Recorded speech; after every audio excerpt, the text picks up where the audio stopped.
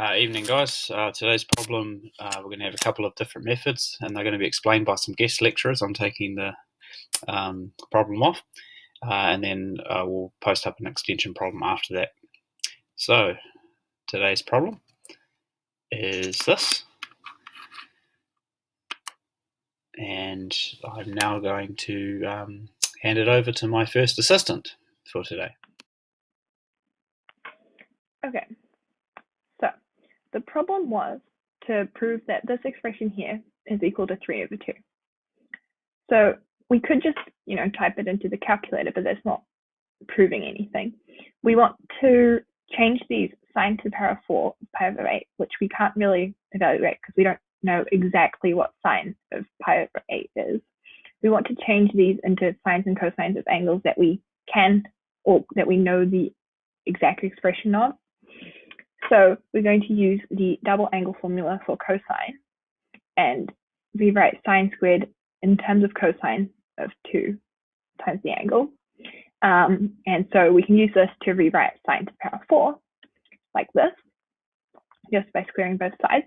So we can take the factor of a half out and it turns into a factor of a quarter, and then we can expand the brackets. So now we have the cosines of 2 times the angles from up here. So 2 times pi over 8 is pi over 4, and since these are all just integer multiples of that, we're going to end up with cosines of integer multiples of pi over 4, like this. And that's just substituting it all in and collecting these, all the ones from here at the front, because there's 4 terms. Then, because we know what cosine of an integer multiple of pi over 4 is from the unit circle, it's either 1 over root 2 or negative 1 over root 2, depending on what side of the unit circle it's on, or what side of the, we can substitute that in, so it becomes this.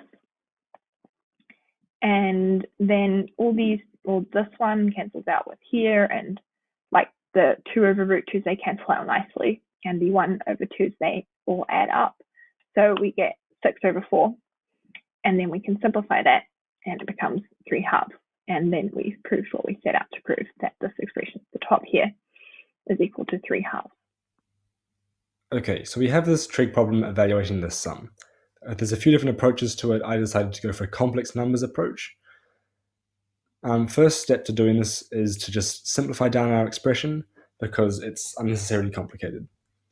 So using this sine x is equal to sine of pi minus x identity, we can simplify it down to this, and then we can make it a little bit more symmetrical and easier to deal with by using this cosine to sine identity, and this gives us our little sum up in the corner there. So now, to start solving this using our complex numbers, it looks a bit obscure, but here we go. We have I is equal to cis of pi over 2 is equal to cis to the 4 of pi over 8 is equal to just cosine plus I sine, of course, and all to the power of 4. So now we're going to expand this, and we only care about the real parts here, because the real parts have our sum that we're trying to find in it. And so now we can just take the real parts of both sides because we don't need the imaginary parts. And that gives us this equation here, which we're getting close to the answer. So now we'll solve for our sum. And we can use the double angle formula for sine to change that to a sine squared of pi over 4. And we also have to divide by 4 because of the 2 out the front of that sine double angle formula. Now sine of pi over 4 is 1 over the square root of 2. And so that's, when we square that, we get a half, and that's how we get that 3 over 2 times a half there.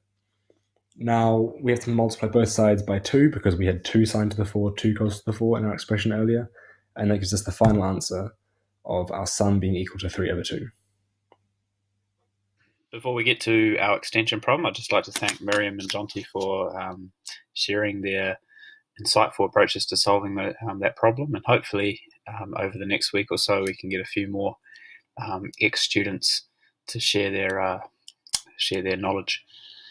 Both Miriam and Jonty are studying maths and physics at university, so quite neat to have such intelligent people to called upon.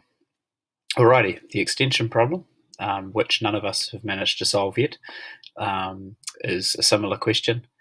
Obviously, you can find the value on the calculator, but I maybe encourage you not to do that, and just to see how you go.